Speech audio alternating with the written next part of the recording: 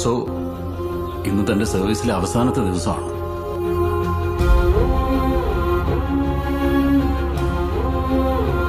തന്റെ ജീവിതത്തിൽ നടന്നത് എന്താണെന്നൊക്കെ എല്ലാവർക്കും അറിയാം. അത് തന്നെ എങ്ങനെ എഫക്ട് ചെയ്തു എന്ന് മറ്റാരെക്കാൾ നന്നായി എനിക്കറിയാം. ഓർമ്മകൾ എനിക്ക് പാകെയുള്ളത് അതാണ്. I live in the past. സാറിനുണ്ടായ അനുഭവങ്ങളൊക്കെ എനിക്കാനുണ്ടായിരുന്നെങ്കിൽ എനിക്ക് എപ്പോഴും ഭ്രാന്ത് പിടിച്ചു പോയനെ. തന്റെ ഭൂതകാലവുമായി താൻ പൊരുത്തപ്പെട്ടാൽ മാത്രമേ തന്റെ ഈ ഉറക്കമില്ലായ്മയിൽ നിന്നും തനിക്കൊരു മോചനമുള്ളൂ. തന്റെ ഇൻസോംനിയ ക്രോണിക് ആയിട്ടുണ്ട് ഇപ്പോൾ.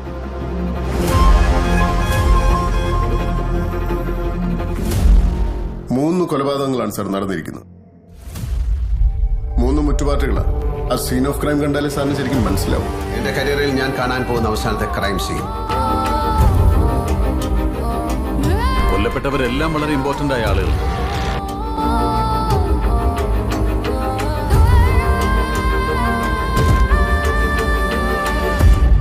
ഓസ്ലർ, ഞാനും താനുമെല്ലാം ഒരേ തൂവൽ പക്ഷികളാണ്. ചിലതെല്ലാം ഞാൻ ഒഴിവാക്കുക. We are dead men walking. ബോധപൂർവം. Broken, cursed, forgotten. നമ്മൾ ജീവിച്ചിരിക്കുമ്പോൾ നമ്മുടെ മക്കൾ മരിക്കുന്നത് കാണുന്നതിനേക്കാൾ വലിയ ട്രാജഡി ഇല്ല സാർ. ദൈവവും പർദീസയുമെല്ലാം എന്നേ കൈവിട്ടവരാണ് നമ്മൾ. നരകങ്ങളുടെ ആഴക്കയങ്ങൾക്ക് പോലും വേണ്ടാത്തവർ. നമ്മുടെ ശാപമോക്ഷത്തിനായി ഒടുക്കം ചെകുത്താൻ തന്നെ നേരിട്ട് ഇറങ്ങിയാലോ Ozler.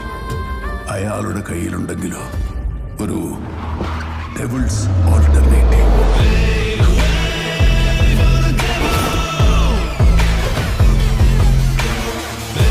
These killings are not personal. It's all about justice and justice denied.